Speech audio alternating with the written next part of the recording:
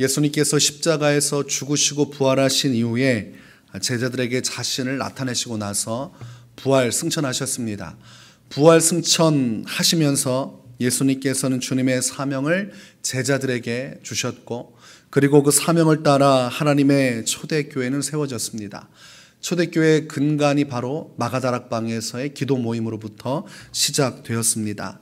그들이 150여 명이 모여서 기도할 때 오순절날 성령이 급하고 강한 바람같이 나타나셔서 불의 여같이 갈라지며 그들 머리 위에 임하셨다고 성경은 말씀합니다. 그때부터 그들은 방언으로 말하기 시작했고 각기 다른 방언으로 하나님의 일들을 선포하기 시작했습니다. 그러니까 그 자리에 왔던 수많은 사람들이 자신들의 지역과 자신들의 말로 하나님의 비밀한 일들을 말하니까 큰 충격을 받게 되었습니다. 그때 어떤 사람은 조롱하기를 이것은 세술에 취한 것이다, 술 취하여서 혀꼬부라진 이야기를 하는 것이지 아무것도 아니다 라고 조소하기도 했습니다. 그러나 그때에 베드로와 11 사도는 그들 앞에 서서 하나님의 말씀을 선포합니다. 베드로가 말한 하나님의 말씀은 약속된 성령을 하나님께서 부어주신 현상이라는 것입니다. 그리고 예수 그리스도께서 십자가에 죽으시고 부활하셨으며 하나님께서 너희가 못 박은 예수를 주와 그리스도가 되게 하셨다는 복음을 전달합니다. 이 복음을 전파하니까 그곳에 있었던 수많은 사람들의 마음이 움직이기 시작했습니다. 그래서 성경에는 그날 3,000명이나 되는 사람이 회개하고 예수를 구주로 영접하였다고 말씀을 합니다.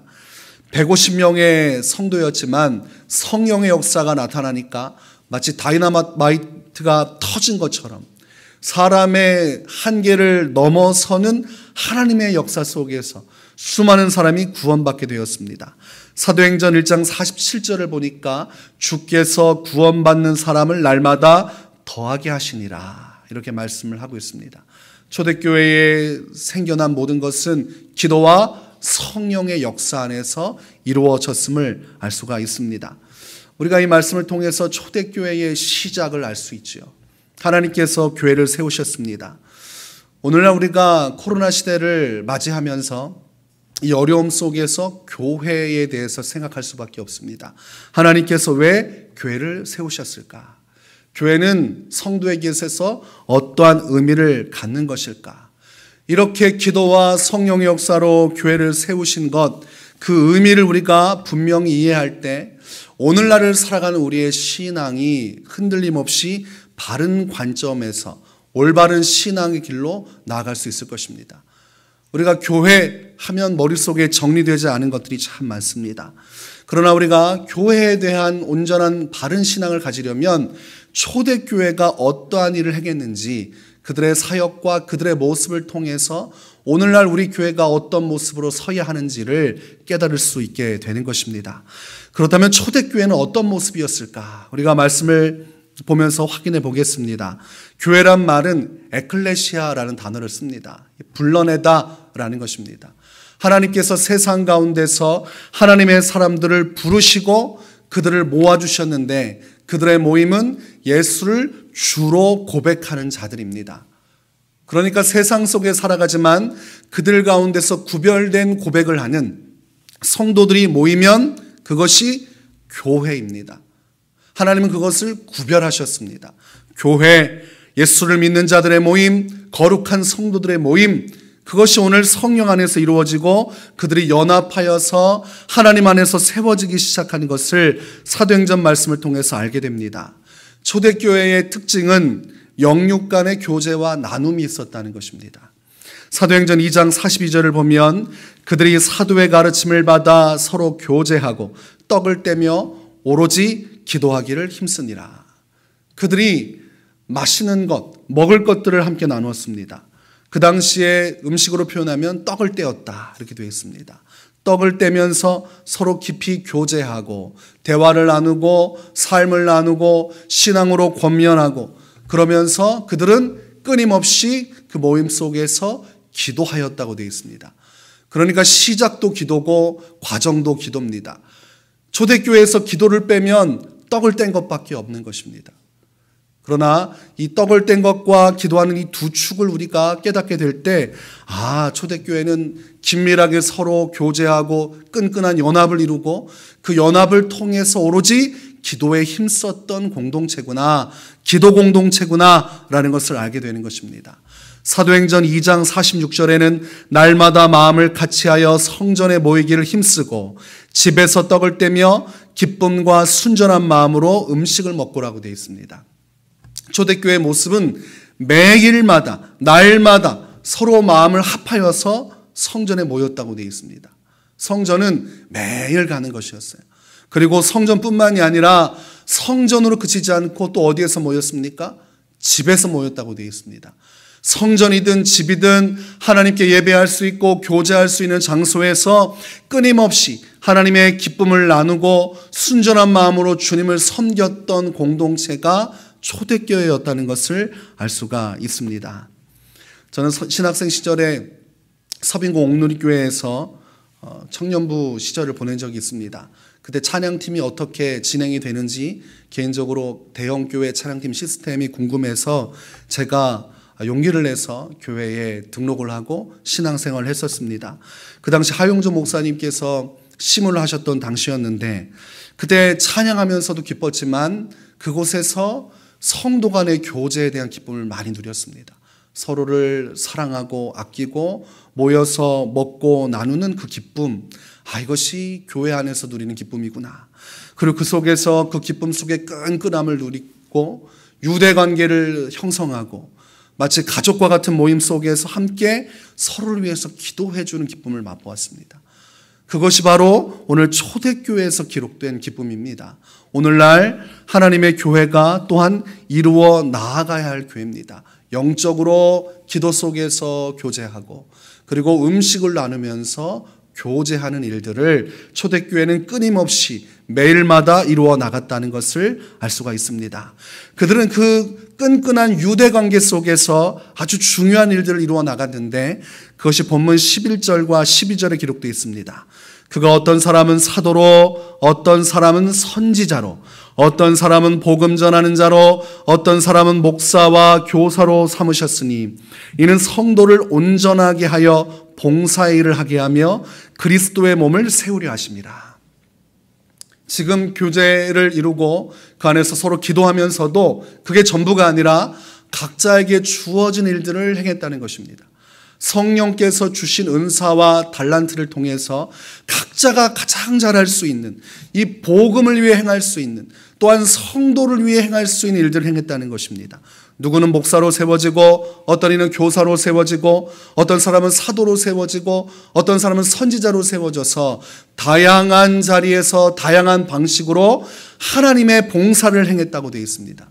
그렇다면 교회는 봉사하는 곳이구나 라고 결론을 내릴 수 있는데 그러나 봉사가 핵심이 아니라 이 각자가 할 수 있는 최선의 섬김을 통해서 궁극적으로 의미하는 것은 성도를 온전하게 하는 것이 목적이었습니다.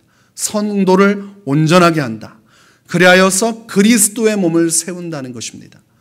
그러니까 교회에서 떡을 떼고 교제하고 그 다음은 알아서 신앙생활하는 게 아니라 긴밀하게 서로 하나가 되어서 서로가 서로에게 영향을 끼쳐주고 서로가 서로에게 신앙적으로 도움을 주는 관계 속에서 서로가 예수 그리스도 안에서 자라나고 성장할 수 있는 길을 열어주는 일을 행했다는 것입니다. 본문 13절에서 그것을 우리가 다 하나님의 아들을 믿는 것과 아는 일에 하나가 되어 온전한 사람을 이루게 하기 위해 각자에게 주어진 교회에서의 직무를 감당했다고 되어 있습니다. 그리스도의 장성한 분량이 충만한 데까지 이르리니 궁극적인 목적은 무엇입니까? 서로가 서로를 도와주고 서로가 서로를 세워줘서 예수님처럼 될 수 있도록 예수님께서 세상에서 믿음을 가지고 하나님의 역사를 이루셨는데 이 예수님과 같은 믿음을 가지고 하나님의 뜻을 이룰 수 있는 온전한 사람을 세우기 위해 교회 안에서 지체들은 각자에게 주어진 자신의 책무를 이루어 나갔다는 것입니다. 오늘날로 치면 교회 학교 안에 교사가 있지요. 그 교사가 아이들의 심령을 가르치는 것입니다. 그 아이들이 자라나게 되어 있습니다. 그 아이들이 자라나서 또 다른 교사가 되어지고 또 목회자의 말씀을 통해서 교사들이 또한 양육되어지고 그 안에서 또한 찬양으로 섬기는 자는 찬양을 통해 예배를 세우고 각자에게 주신 자리에서 성도끼리 영향을 미치는 것입니다. 계속해서 영적으로 서로를 세워나가는, 그를 통해 서로 간에 믿음의 성장을 이루라고 하나님께서 교회 공동체를 세워주셨다는 것입니다. 그러니까 혼자 신앙생활하는 것이 아니라 서로가 서로에게 영향을 미치며 한 마음으로 자라나도록 하는 것, 그것이 교회의 존재 목적이라고 할 수가 있겠습니다. 여러분, 우리가 교제하고 영육 간에 교제하고 그리고 각자가 교회 안에서 봉사하고 섬김을 통해 개인의 신앙뿐만이 아니라 예수 안에서 자라는 것뿐만 아니라 또한 무엇을 향해서 나아갑니까?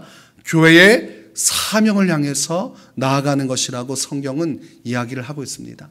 예수님께서 그 강력한 믿음을 통해 무슨 일을 하셨어요? 하나님의 사명을 향해 나가셨습니다. 십자가 사명을 위해 나가셨습니다. 그러니 교회는 성장하는 것에서 그치는 것이 아니라 예수님의 분량에까지 자라나서 예수님과 같은 하나님의 사명을 완수하는 것까지가 교회의 존재 목적이라고 할 수가 있겠습니다.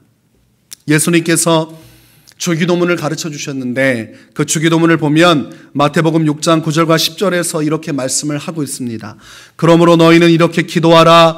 하늘에 계신 우리 아버지여, 이름이 거룩히 여김을 받으시오며 나라가 임하시오며 뜻이 하늘에서 이루어진 것 같이 땅에서도 이루어지이다.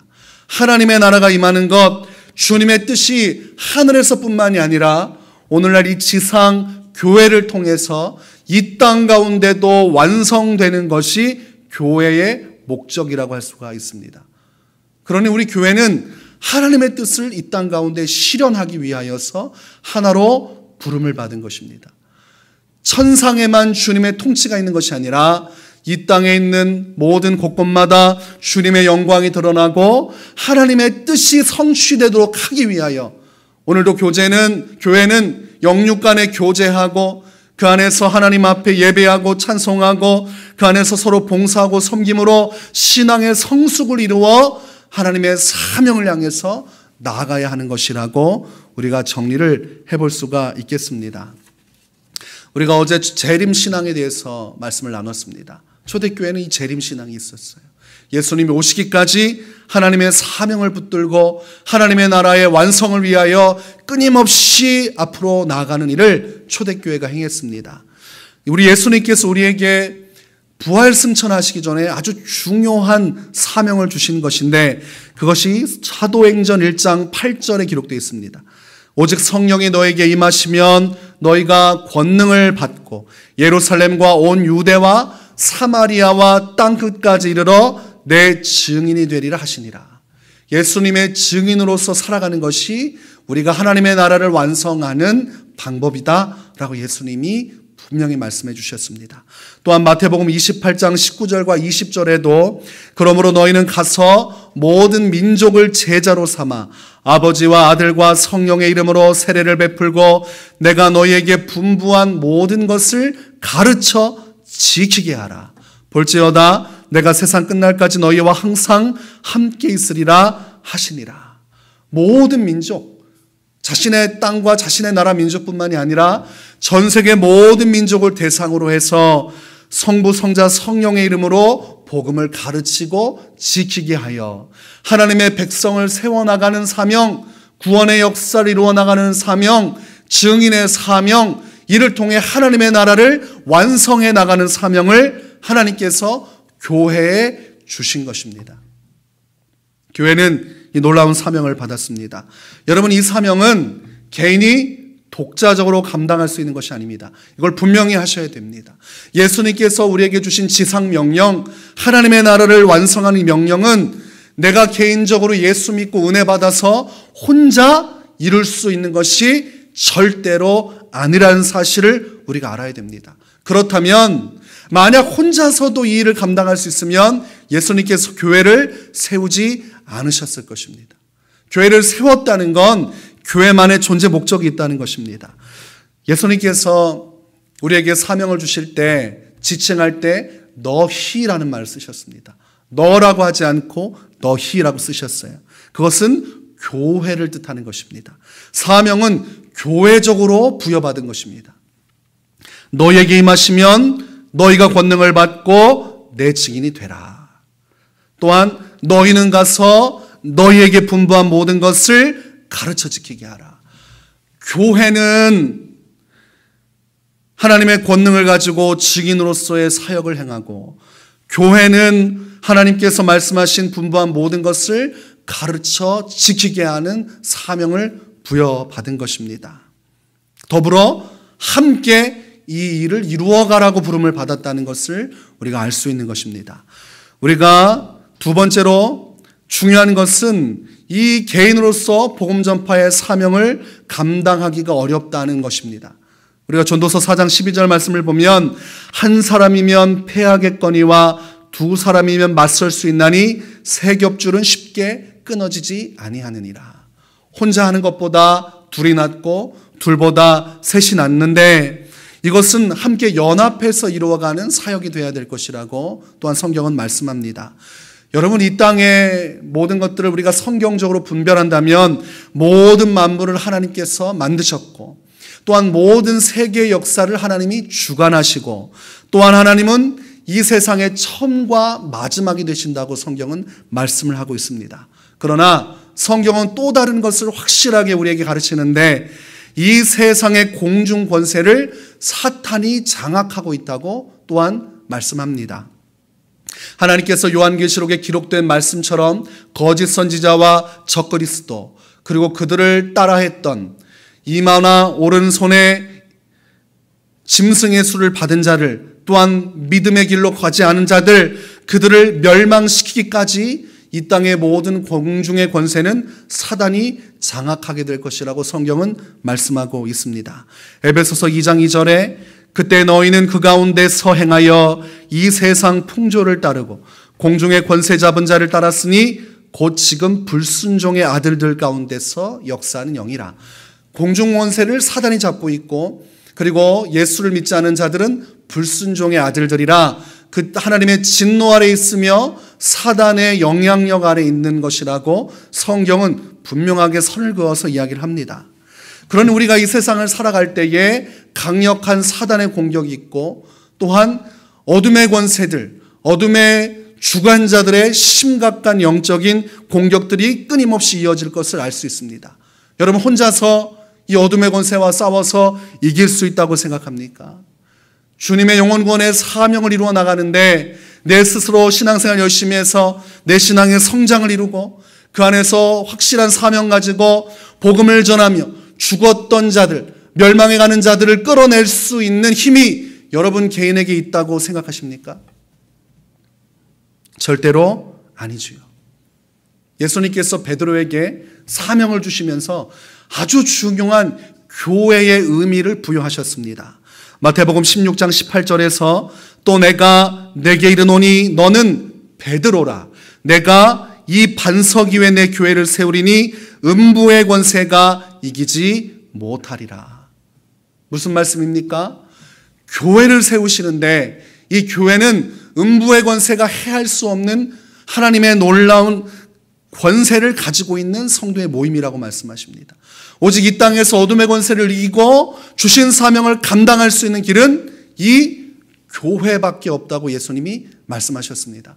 그러니 교회를 해체하거나 교회를 부정하는 것은 아주 중요한 주님의 말씀을 거역하는 것입니다.